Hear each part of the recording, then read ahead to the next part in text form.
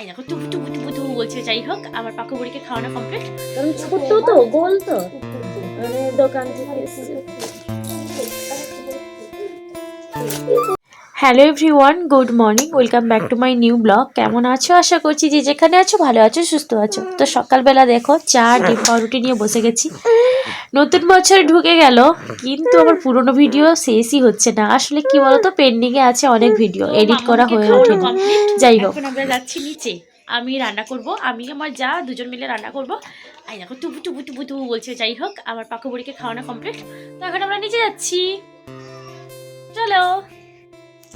তো দেখতে পাচ্ছ এখানে উনুন ধরিয়ে দিয়েছি, আর এখানে হচ্ছে চালটা ধুয়ে নিব।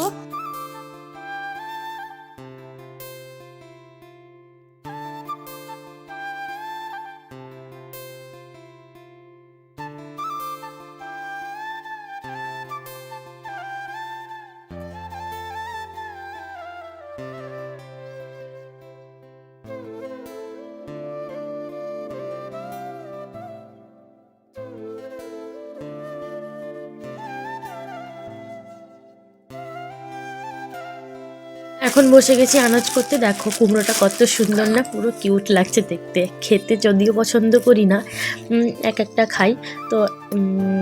আর পুঁইখাড়া আছে, পুঁইখাড়া দিয়ে কুমড়ো দিয়ে আলু দিয়ে একটা ঘন্ট হবে, ঠিক আছে। তো আমি এখন কুমড়োটা কেটে নেব। দেখো কাটছি কুমড়োটা, কালারটা শুধু দেখো।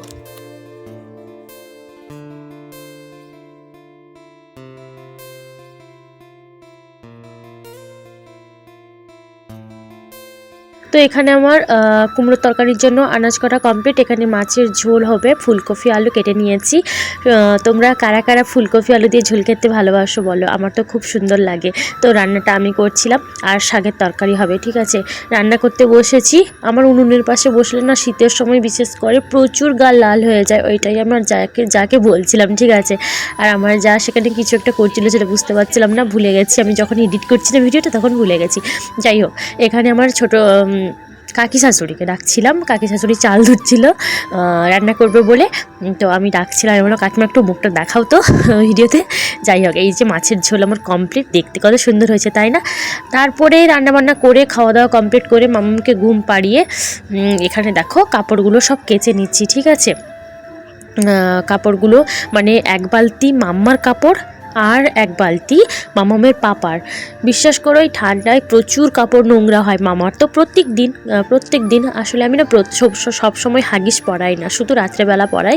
ওই জন্য প্রচুর প্যান্ট বেরোয়, ঠিক আছে। সারাদিন প্যান্ট পাল্টাতে থাকি, যেহেতু মামাম একটু একটু করে বড় হচ্ছে, বাইরে খেলাধুলা করছে, ওই জন্য সবসময় প্যান্ট পরে রাখি।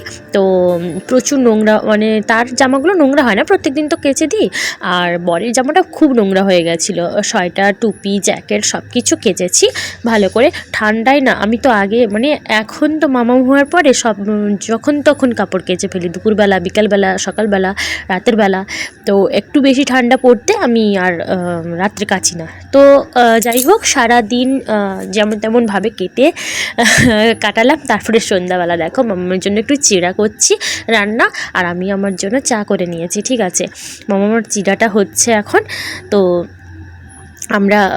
আমি এখন চা খাবো। চা খেতে খেতে মাম্মা একটু আমার সাথে বিস্কুট খায়, তারপরে একটু চিড়া খেয়ে নেয়। তো জোর করেই খাওয়াতে হয়, সন্ধ্যাবেলা খেতে চায় না। রাত্রে ছিল আমাদের ডিনারে চিকেন আর রুটি। তো তারপরে দেখো রাত্রে একটু স্কিন কেয়ার করার জন্য এখানে ফেস ওয়াশ প্রথমে করে নিচ্ছিলাম, বর একটু ভিডিও করে দিচ্ছিলো। চলো ভিডিওটা কেমন লাগলো অবশ্যই কমেন্ট করে জানিও।